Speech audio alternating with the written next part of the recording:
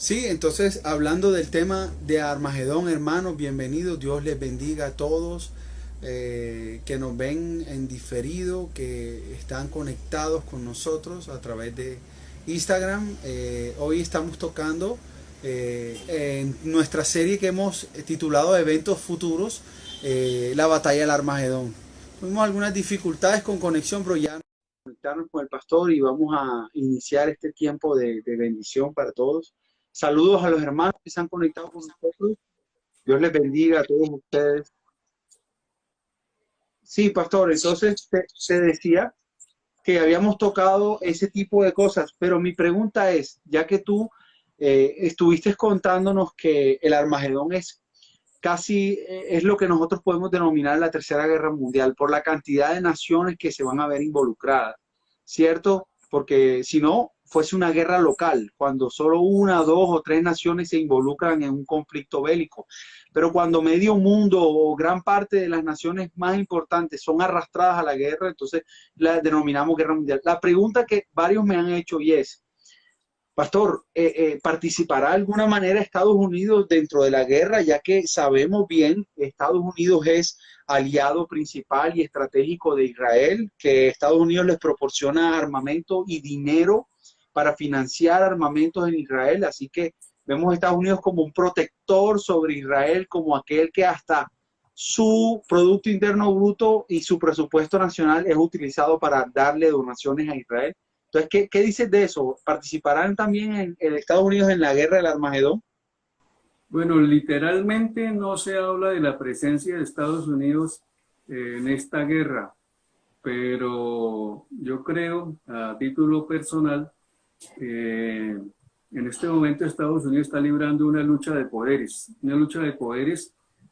uno que al presente avala y apoya al pueblo judío, o al lado opuesto, que de acuerdo a lo que viene y a lo que Dios va a permitir en su voluntad, de alguna manera Trump va a ser desplazado y las otras fuerzas van a tomar el control de Estados Unidos. Y esas fuerzas no son tan pro-israelí.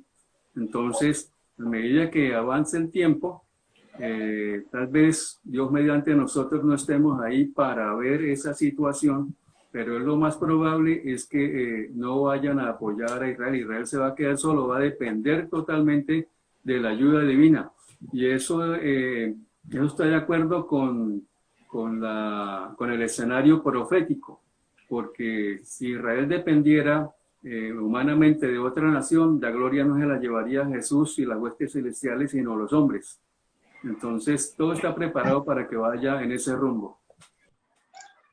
Oye, pastor, sé que es un tiempo doctrinal y no como tal de predicación, pero pensando en esto, yo reflexionaba en mi corazón y decía, definitivamente hay momentos en que Dios permite que todos los que nos rodean nos abandonen y nos quedemos completamente solos para que cuando no tengamos esa ayuda y ese apoyo de nadie y nuestras fuerzas no sean suficientes, entonces Dios va a obrar en medio de la dificultad, Dios va a obrar en medio de una crisis, en medio de un peligro hasta de ser exterminados. Y a mí eso me consuela enormemente, pastor, porque hay momentos en que de verdad como creyentes uno siente que nuestras fuerzas no son suficientes y los que teníamos a nuestro alrededor, ¿dónde están?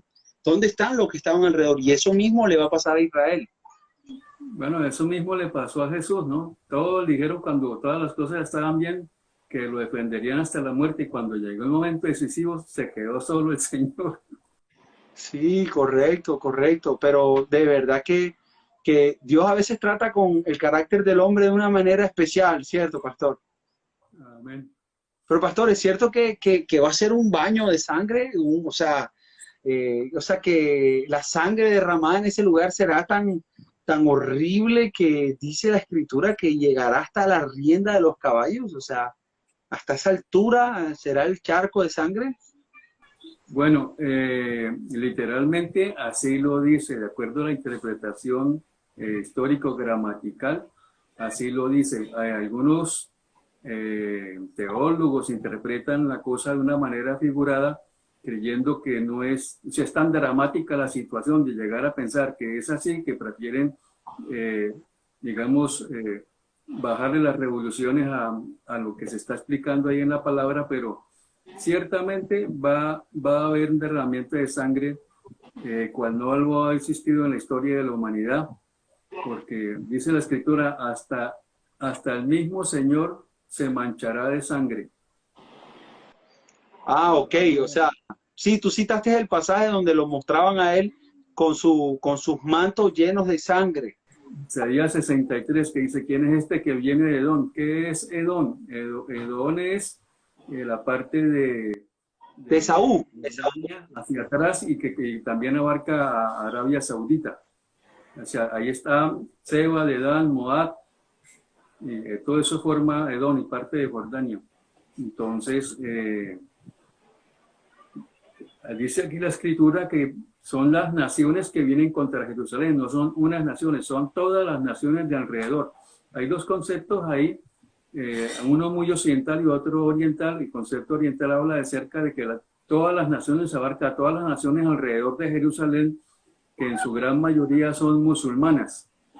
Y el otro concepto es de que todas las naciones de la tierra van a ir, y la verdad que eso no tiene lógica. Todas las naciones que están alrededor de Jerusalén son las que han tenido guerra y son enemigos de Israel. Y en este momento, de una manera directa, Irán abiertamente tiene una guerra declarada con Israel. Y tanto que están preparando una bomba atómica con el único propósito de lanzarle los misiles a Israel. Sí, no, y mira que Israel tiene un plan militar que se llama Sansón.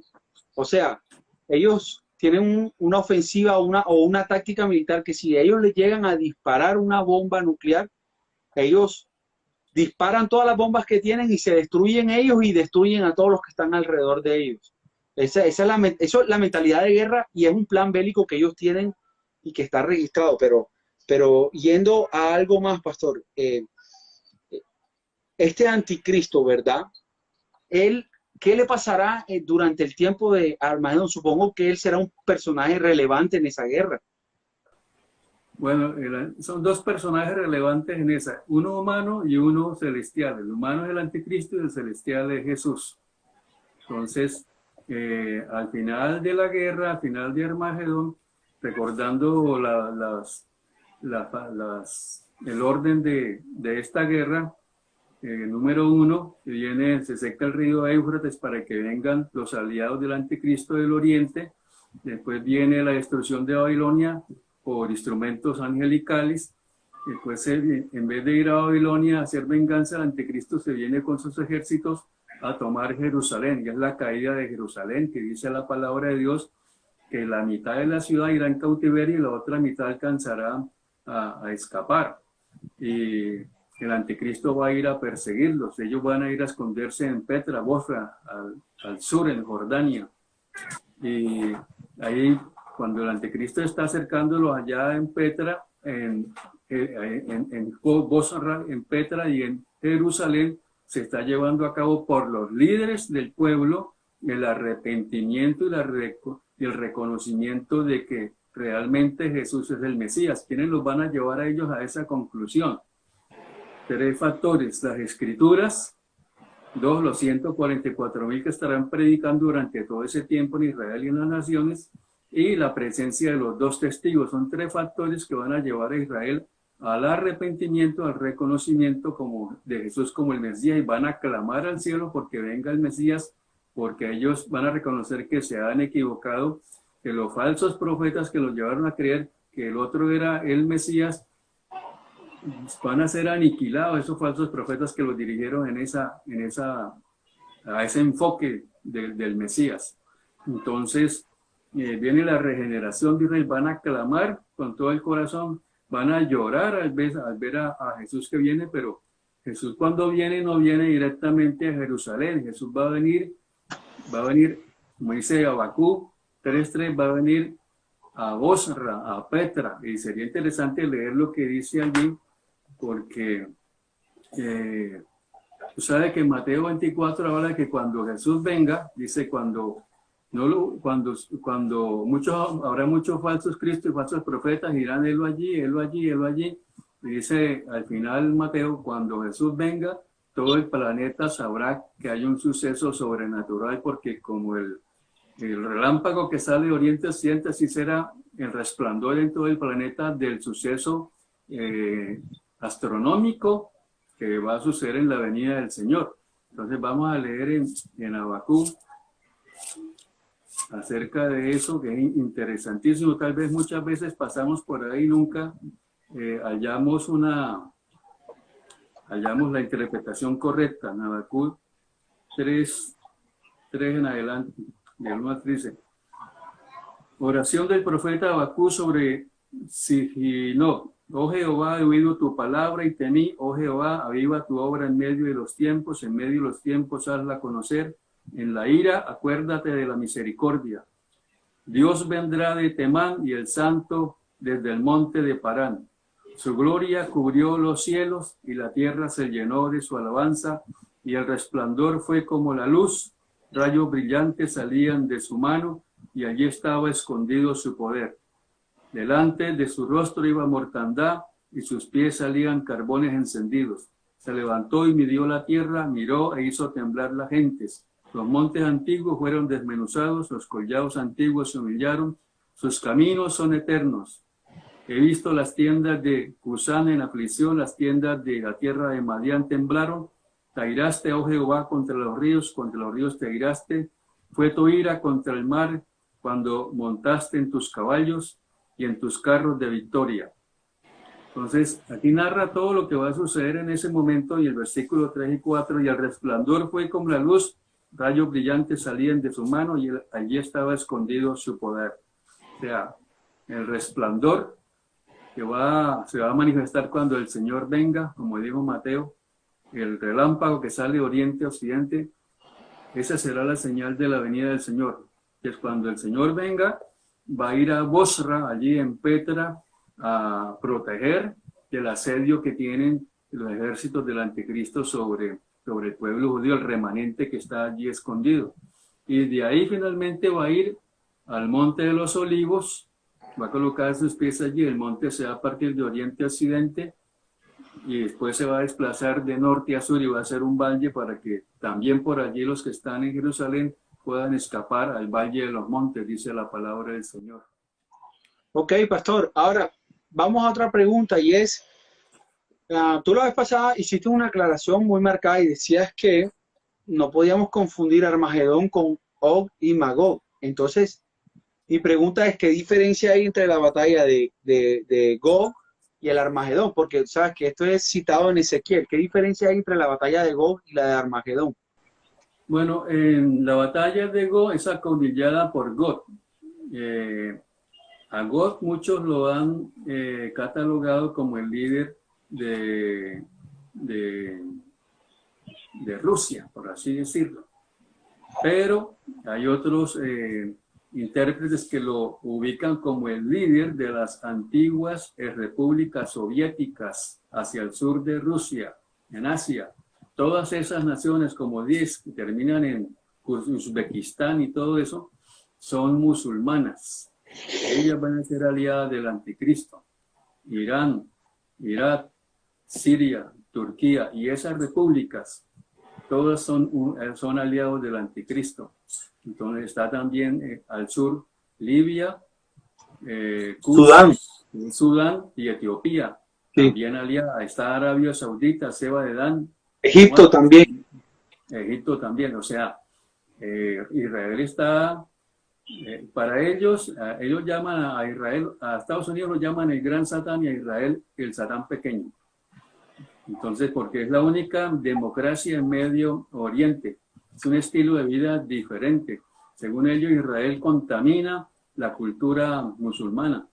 Entonces, esta invasión, el líder va a ser Gog, que probablemente sea un caudillo de allá, muy fuerte. Y en la invasión de Armagedón, el líder es el anticristo. En Gog, Israel está en paz cuando se produce la invasión.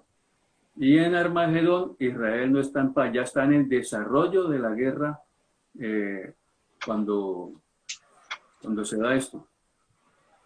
En Got los ejércitos se reúnen para saquear a Israel, vienen a saquear a Israel, a robar sus riquezas.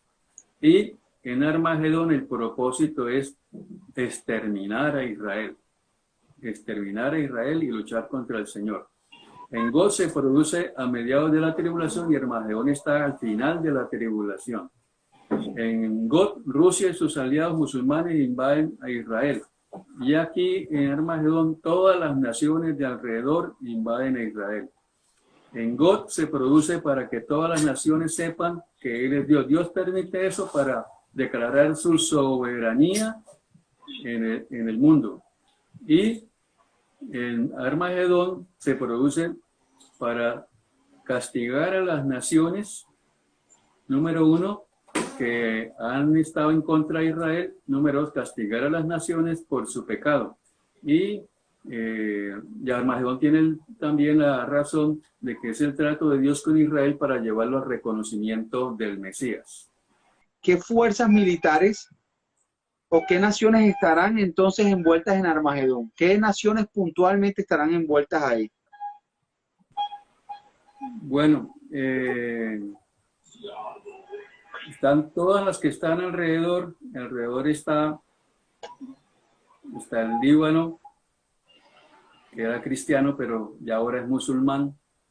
Está Siria, está Irak, está Irán, están las repúblicas soviéticas, está Turquía, está Libia, está Sudán, Etiopía, Arabia Saudita, mejor dicho. Y es que ya en el pasado ellos ya han tenido conflictos bélicos con Israel. La guerra de Yom Kippur, la guerra de los 7 días, y así, o sea, ya han habido ocasiones que me acuerdo que la vez pasada ellos vencieron a Egipto y se apoderaron del Golfo ese y del puerto, y después tuvieron que Egipto hacer un tratado con ellos para que les devolvieran las tierras que ellos habían apoderado. Bueno, ahí está ahí está algo que es un misterio, hasta dónde, quiénes van a estar ahí del ejército del occidente. Cierto, porque acuérdese que, como dice la escritura, que el anticristo tendrá un poder mundial, no totalitario, porque al final hay naciones que se le van a rebelar, va a tener conflicto con naciones del norte, entonces, pero sí es probable que estén ahí algunos ejércitos de naciones occidentales. ¿Quiénes? No sabemos quiénes van a conformar, la palabra no lo dice literalmente, pero sí es posible que estén ahí. No, y es que mira que cuando Daniel retrata el imperio del anticristo, él dice que es los pies de la estatua, que es de barro con hierro. O sea, lo que trato de decir es que la unión del barro con el hierro es una unión que no se puede dar. Y si se lograse de alguna manera secar el barro para que se una con el hierro o se pegue, es una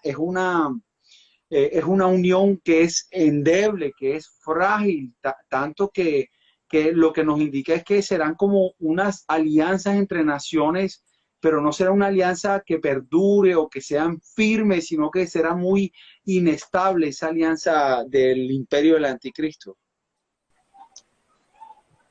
Así es. O sea, los que en un momento lo apoyaron, después se vienen contra él. Porque si hablamos de las naciones del norte que van a venir contra él, pues al norte solo está Rusia. Ajá, o sea, correcto. Hay un misterio mucho dentro de lo que es la interpretación escatológica. Pues, tiempos atrás siempre se le dio una preponderancia a Rusia, a la nación del norte, pero al norte de Israel se halla Turquía también. De parte de Siria, y en su gran dirección está Turquía, que es un poder fuerte. Entonces, muchos han hablado de Rusia, pero si hablamos del presente, la Rusia de hoy es Rusia con tendencia católica cristiana. Escucha hablar a Putin y tiene valores, se identifica mucho con la cristiandad. Entonces, aunque en Rusia hay musulmanes, pero Y digamos que las fuerzas que dirigen Rusia tienen tendencia al cristianismo. Sí. Entonces, yo diría que las naciones que vienen de arriba pueden ser Turquía, que le pueden... Es muy común en Medio Oriente, de acuerdo a las mismas palabras de ellos, hoy somos amigos y mañana no sabemos. No, sí, correcto. Igual ellos, mientras tú seas un aliado comercial o les pagues, lo que hacían los musulmanes, que o te conviertes o me pagas impuestos. Pero no habían más caminos para poder tener relaciones con los otomanos, con los musulmanes que conquistaron. Pastor, pero te pregunto algo. ¿Es el Armagedón el único conflicto militar que se va a dar durante la tribulación? Bueno, no es el único. Está Gog y Magog, que nosotros concordamos en que está a mitad de tribulación. Otros la ubican al principio de la tribulación y otros la ubican a mitad de la segunda parte de la tribulación. Pero son los dos conflictos que van a haber en la gran tribulación. Gog, Magog y Armagedón. Ok. Los 3 años y medio de paz primero de la gran tribulación van a ser 3 años y medio de paz, de tranquilidad para Israel, donde estará completamente confiado de que las cosas se van a dar así. Y a la mitad de tribulación se rompe el pacto, el convenio establecido, y entonces viene la guerra. No, y mira que la escritura dice que Miguel será quitado. O sea, Miguel será levantado, dice, o sea, Miguel, que siempre ha defendido a Israel, será levantado y no estará de parte de Israel, ya no, por dirección divina. y es que tú sabes que yo recuerdo un testimonio que vi en internet de un piloto de la Fuerza Aérea de Israel. Durante la guerra de los 7 días, bueno, los que no saben, ellos como no tenían el poder militar para poder vencer a esas naciones, porque eran varias naciones que se habían unido contra ellos para destruirlos, ellos hicieron una ofensiva de destruir primero desde el aire todas las bases aéreas de los enemigos. Entonces, en el primer día ellos hicieron unos despegues relámpago y destruyeron todos los aviones enemigos y los dejaron solamente atacando por tierra. Pero mira lo que dijo uno de los pilotos, pastor. Él dijo que durante el tiempo en que él iba viajando en el avión para ir a un objetivo, que habían como ráfagas de luces que iban al lado de él en el avión y que lo adelantaban y que lo esperaban y que todo el tiempo lo rodeaba. Y él decía que él sabía que era la mano poderosa de Dios sobre el ejército de ellos, pero lo increíble es que él veía mientras piloteaba el avión, o sea, lo que nosotros podemos saber hoy en día que son ángeles que los acompañaron, y el testimonio está ahí en YouTube, tú puedes buscar y ver cómo él expresa esto y es increíble el respaldo sobrenatural de Dios. Bueno, ahí traemos a colación lo que dice la Escritura, que muy pocos tratan ese tema, la parte escatológica y teológica, porque desconocen mucho, un tema del cual no se enseña en los seminarios, pero que está en la palabra de Dios, y es la presencia de los carros de Dios. En el Salmo 68, 17 dice, los carros de Dios se cuentan por veintenas de millares. Ya, y dice la palabra de Dios que Elías fue transportado en un carro de fuego. Isaías 66, 15 habla de que los carros de Dios vienen como torbellino para herir la tierra.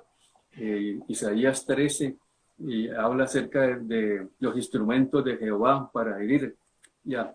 Y aquí en Habacuc está hablando de los carros de Dios también. Ya. Entonces, los carros también son un instrumento de Satanás. En su rebelión él tomó de esos instrumentos y se fue con ellos. Y dice la palabra de Dios ahí cuando en Isaías que en la guerra, cuando el Señor venga, que viene para Bosra también, dice que los cielos se enrollarán y los carros caerán. Ya, como si no simplemente sea una batalla entre el cielo y la tierra, sino una guerra en los aires también de enemigos de allá arriba, que vienen dándose. Ya, entonces, sobre eso muy pocos tienen el discernimiento de ver lo que pasa ahí, pero gracias a Dios pues uno ve un poquito más allá de lo que es. Entonces, Y esos carros han estado en todas las guerras de Israel. Yo tengo un amigo israelí, estuvo allá en el ejército y él dice que ellos salían a la guerra y ellos veían que aviones enemigos caían y no sabían quién los tumbó. O sea que, o sea, no podían explicar qué estaba sucediendo en ¿Quién los había tumbado? Que ellos se miraban y quién le dio y de afuera le dieron. Oye, es que mira que... Los ajenos le dieron. Y estuvieron a favor de ellos. Ya. Entonces, es el accionar sobrenatural de Dios. Creo que ahí estaba involucrado Miguel también con sus huestes. ¿Ya?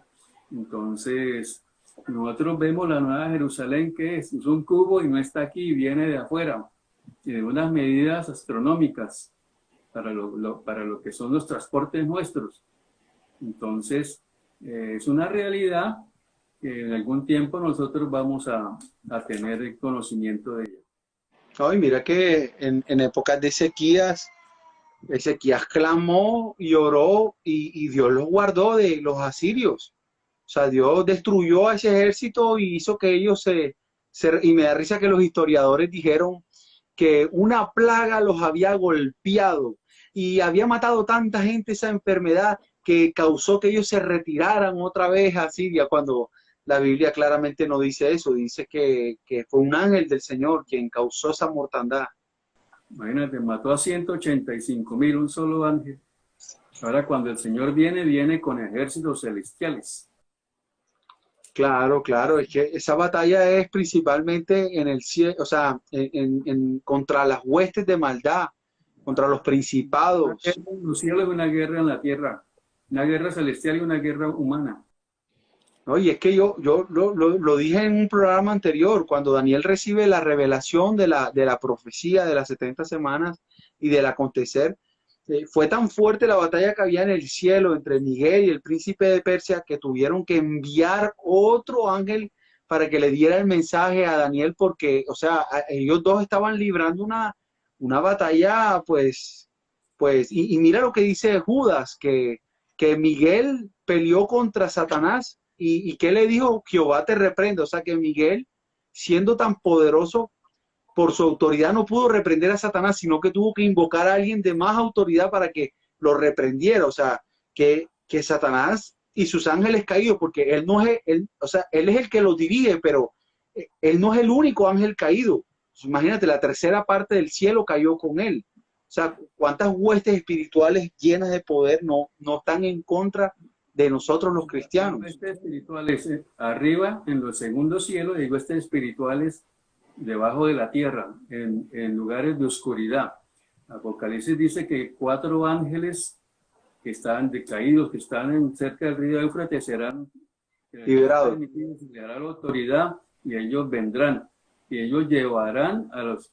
Aquí es un teólogo muy prominente, el doctor Frettenbaum, que lo que siempre se habló que un ejército de 200 millones literales de chinos, porque tienen la capacidad para tenerlo, realmente no son los chinos, sino son 200 millones de huestes de maldad que esos 4 ángeles dirigen. Esa es la postura que él plantea. Esa es la postura que él plantea, que no son humanos, no un ejército de humanos, sino de huestes de maldad dirigidos por esos 4 ángeles que vienen a la guerra también. O sea, no es una guerra solo contra el anticristo, sino la hueste de maldad que Satanás manejó en su tiempo también se harán presente en esta guerra. Bueno, nosotros lo hacemos muy literal de Jesús solo con el anticristo, pero no. Y así como Jesús viene con los ángeles, también del lado del anticristo está la hueste de maldad de Satanás. Principados, potestades. Entonces, 200 millones se ubican como de huestes de maldad que vienen, porque la descripción que hacen de sus cabezas son como leones y un montón de cosas. Como langostas. Pues, muy fácil describir cuando son personas, tienen algo diferente que Juan describe una naturaleza diferente de estos personajes. Algunos dicen que son como, bueno, he escuchado 2 posturas. Una que son soldados, bueno, la primera postura que escuché es que supuestamente hay laboratorios que están clonando personas. ya, o sea, escondidos y que nadie sabe de de su funcionamiento, pero que estos cuerpos realmente no tienen la capacidad de vivir ellos mismos porque no tienen el alma y el espíritu que Dios les proporciona. Entonces, según lo que algunos se han atrevido a decir, que estos clones serán poseídos por demonios y esos demonios serán esos soldados del tiempo final que atormentarán a los moradores de la tierra. Pero, o sea, bueno, son posturas. O sea, yo no estoy diciendo que realmente sea de esa manera, pero de que es válido la postura que ellos manejan es válida. Solo que Hay son algo posturas. sobrenatural ahí.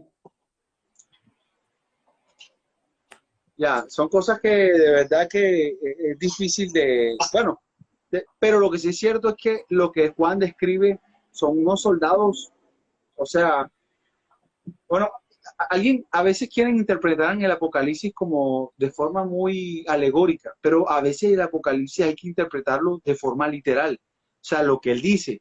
Entonces, Juan en su entendimiento, ¿cómo puedes describir a un soldado que tiene una apariencia como mutada, como si fuera un revuelto entre animal y una bestia? Entonces, es difícil, honestamente es difícil ponerlo en palabras del momento, ¿cierto? De describirlo en esas palabras, sí. Pero bueno, definitivamente a esto voy, pastor. Y este efecto, ¿qué efecto tendrá el Armagedón sobre los cristianos? Bueno, los cristianos que estamos en este tiempo tenemos la bendición de tener la palabra de Dios, de entender la parte profética, de entender que estamos en dolores de parto, al final de dolores de parto. Yo le digo a la gente, de acuerdo a lo que dice la Escritura, de que la generación que viera a Israel regresar, que esa vería la venida del Mesías, como lo dijo Jesús, palabras de Jesús, y nos vamos a la generación de 80 años, eso termina en el 2028. Y son 7 años de tribulación, empieza arrebatamiento por más tardar, en ese orden cronológico, sería fiesta de trompetas 2021, estamos a año 3, 4 meses de eso, que realmente estamos en dolores de parto, y yo creo que esto que está sucediendo es una gran señal del tiempo de aquí para allá, lo que viene. Esto va a causar una depresión. Las empresas están con dificultades económicas, despido masivo de personal, una crisis financiera que se va a dar. Los productos en los campos por el confinamiento no están siendo, las cosechas se están perdiendo, o sea que los productos pueden ir subiendo de precio poco a poco. Entonces, ese es el escenario de dolores de parto que estamos comenzando a ver.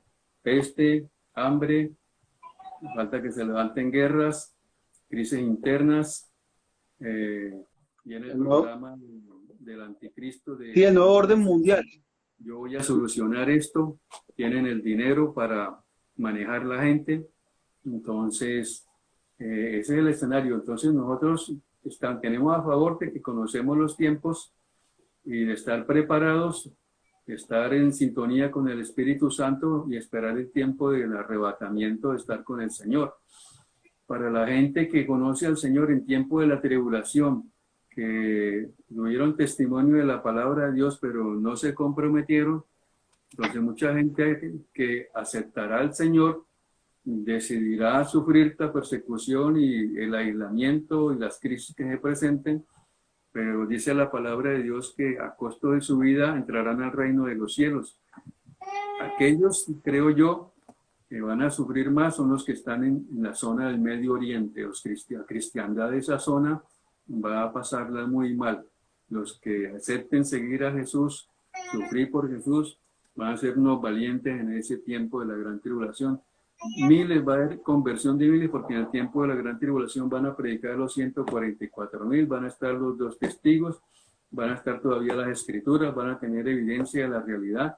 Miles, millones se van a convertir, pero va a ser muy sufrida porque subsistir con los juicios que van a haber sobre el planeta y las persecuciones que van a tener. No es fácil ser cristiano en ese tiempo, es fuerte, es duro. Pero gracias a Dios pues van a muchos se van a decidir por el Señor, miles de pueblos, de todo pueblo, lengua y nación. O Van a sea, decidir. será la última gran cosecha que Jesús vaticinó. La Uno de última. los nombres de Armagedón es la gran cosecha, porque va a haber una gran cosecha de convertidos. Entonces, algo a resaltar en ese tiempo es que la mitad de Jerusalén va a ser cautiva. En ese tiempo, dice, las mujeres serán violadas, o sea, va a ser un sufrimiento terrible. ¿Cuántas personas viven hoy en Jerusalén? No tengo conocimiento exacto del número. En Israel más o menos hay casi unos 6,5 a 7 millones de judíos. Y a lo largo de la tribulación, dice la Escritura, que 2/3 partes de la nación Morirán. morirán. Pasará un remanente al milenio. O sea, yo diría que más o menos entre 2 a 2,5 millones de israelitas son los que van a sobrevivir a esa gran tribulación.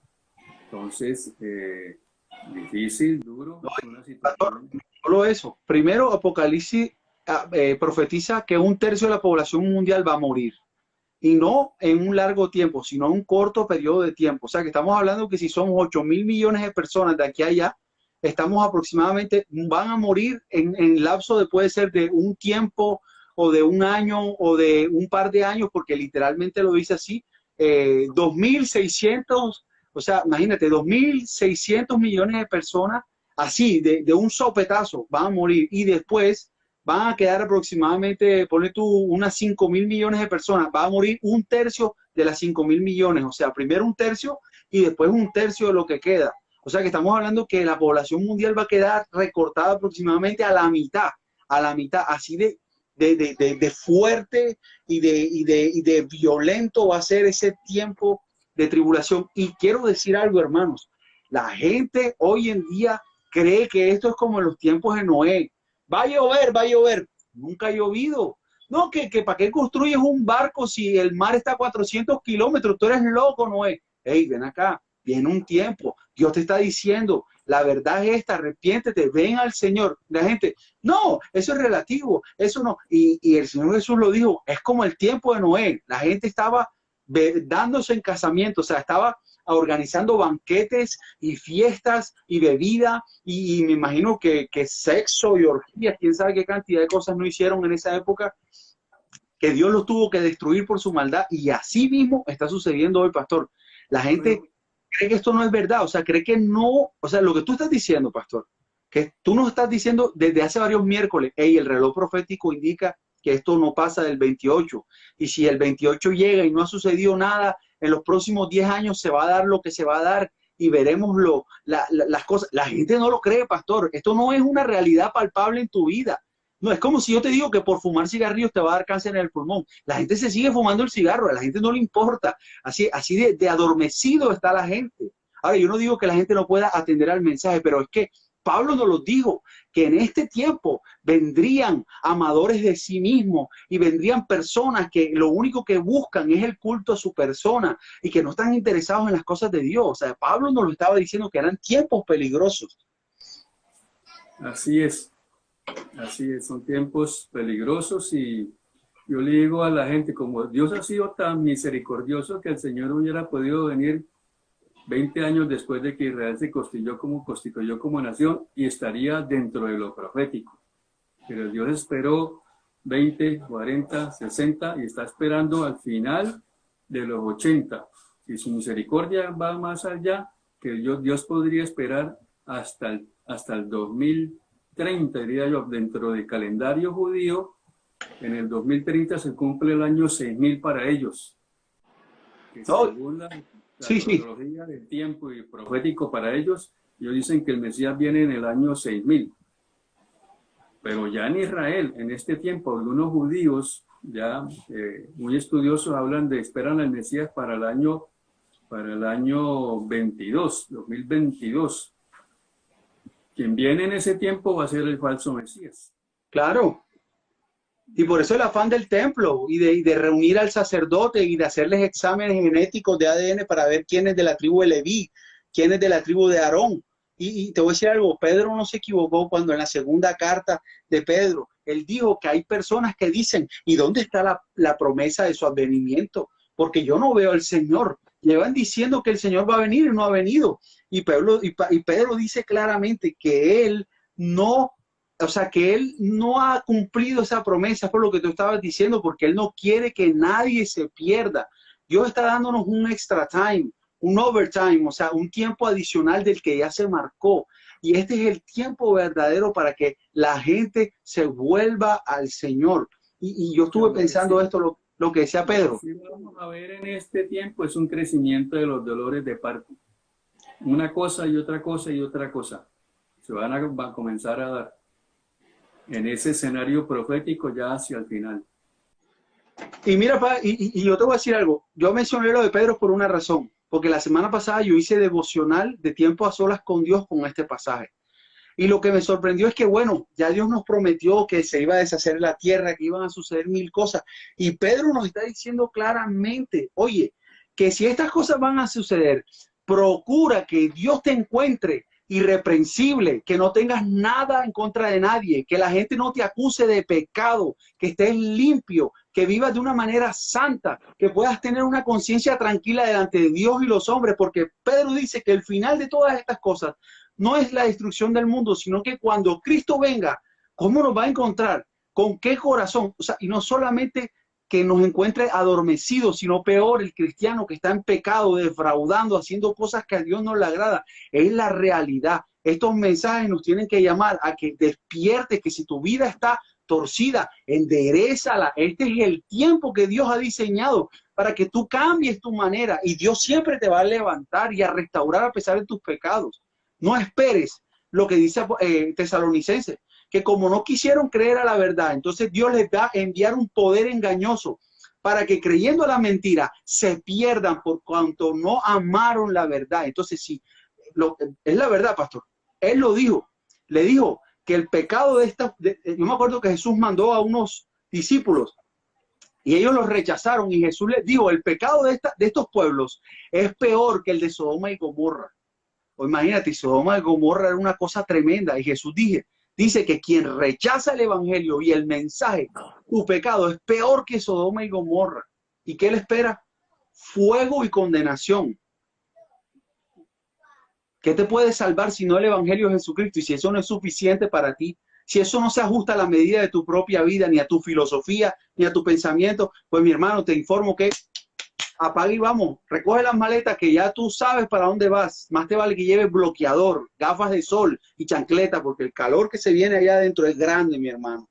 Grande. El fuego ese.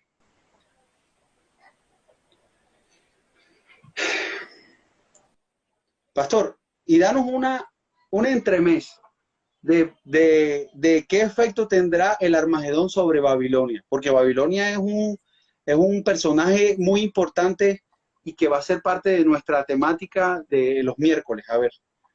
Bueno, sí, así como con un adelanto pequeño de lo que es Babilonia, existen dentro del campo teológico 4 Babilonias. Una Babilonia literal, que está destruida en este momento, que no ha sido restaurada todavía. Está la otra Babilonia espiritual, y allí ubican a Roma con toda su influencia espiritual. Una Babilonia comercial, que es Nueva York, la ubican allá. Y está la otra Babilonia en Medio Oriente, que la Biblia la llama la hija de Babilonia, Arabia Saudita. Arabia Saudí la llaman la hija de Babilonia. ¿Por qué? Porque lo que más se acerca a lo que describe la palabra es Arabia Saudita con el poder del petróleo, que tiene las riquezas para comerciar, para ejecutar todo lo que dice la escritura acerca de Babilonia, de los mercaderes que negocian con ella, la influencia que tiene, el poder, la influencia y autoridad, es Arabia Saudita, que tiene el control del petróleo. Entonces, Babilonia será destruida por las huestes celestiales y bueno, el próximo miércoles vamos a hablar más profundamente con ya la escritura y todo lo que habla acerca de Babilonia y las posturas y qué hay y qué no hay de razón en ello, hasta dónde la revelación nos puede llevar, ¿cierto? Porque en este momento, si se dan las cosas en el orden en que están dados, o sea, que se reconstruya una ciudad en 7 años o en 3, 4 años, pues puede hacerse, pero como están las cosas, pues no es factible. Entonces, la más viable, la cosa es que ahí se da la interpretación tanto en el campo espiritual para uno como en el campo material para otros. O sea, materialmente Arabia Saudita tiene una influencia sobre las naciones, pero si hablamos espiritualmente, Roma tiene una influencia sobre las naciones también. Total. Entonces, ¿cómo sería esto? Como dicen los teólogos, profecía con doble y triple cumplimiento, ya no solo algo literal. Entonces, el miércoles hablamos profundamente ya sobre todos los tópicos de textos que tratan este tema.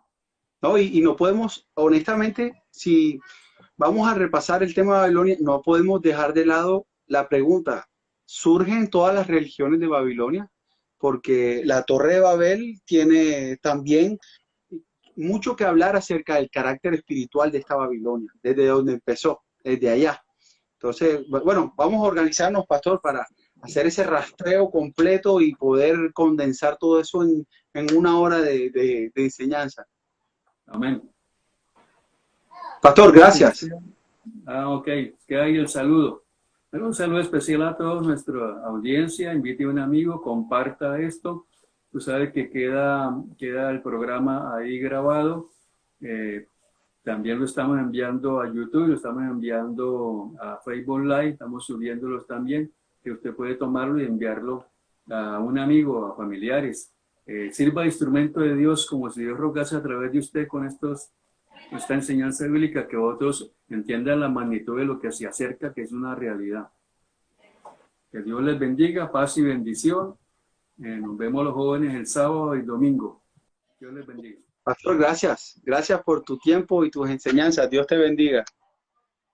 Bueno, hermano, gloria a Dios. De verdad que ¿qué podemos decir? El Señor es bueno y nuestro pastor siempre está ahí para enseñarnos, para adoctrinarnos, para educarnos. Bueno, no siendo más, hermanos, les damos un caluroso abrazo a la distancia.